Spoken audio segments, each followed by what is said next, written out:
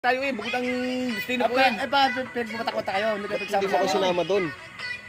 Di ka nga pwede nga doon, doon nga ako. Tapos kayo, bukod kayo. Bukod nga, di ka kinlig ngayon. Oo. Yung ay walay. Sa, Yung ay walay. sa aming mga ano naman. Ayos lang.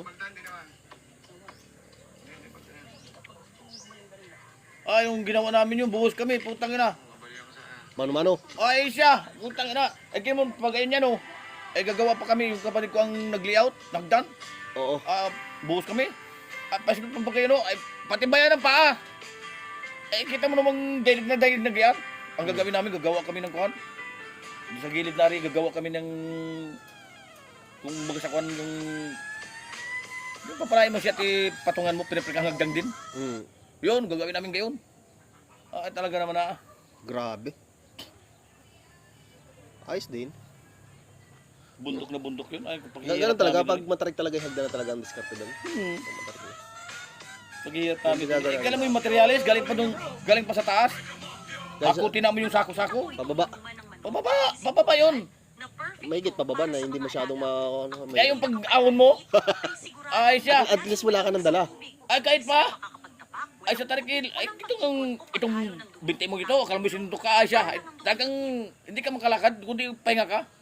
Nung pala doon ako na mabagay, yung mga gusto ko yung mga training na ano, Talaga naman sabi ko, parang nasa kumpo. yung mga kasama ko, mga taga Mindanao, Iyakan. anong iyakan? Puta, mga sanay sa gubat Tuwan-tuwa. Tuwan-tuwa. Di ako kita mo ilang taon na ako. Sila puta pag magpasan, 2 supot, 3 supot. Ala, simento. Hindi yung buhangin. Oo. Pati simento, dala-dalawa. Yung dala-dalawa. Babagay, sayaw putang na pag Pababa. Putang parang nagalakad lang putang na hayop. Mga bata pa. Galing ng balanse, ano? Siguro mga 20 lang mahigit. Magaling sa balanse, magaling bumalanse yun. Isa-isa, gubat yun Bundok, mga taga-bundok Pag nagawa mo yun, kaya mo na tumuli sa lubid. Ayan. Sa kasanayan kaya na ng mga ano mo, 20.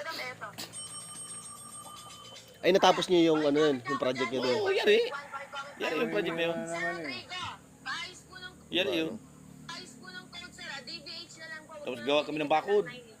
Yang kuhan, barbed wire. Ang binakod namin palibot. Yung lupa nung retiradong kernel. Lailong apelyido nga. Mga taga-banay-banay. Laylo. Mga yung si Libby. Levy. Si Libby na Mindanao, yung kapatid ni Madam Ina. Oo. May bahayan doon sa mga Ilaylo. Yung pala yung mga, doon ko nakilala nga, doon ko nakita. Di pumunta yan doon, pumunta sa kanyang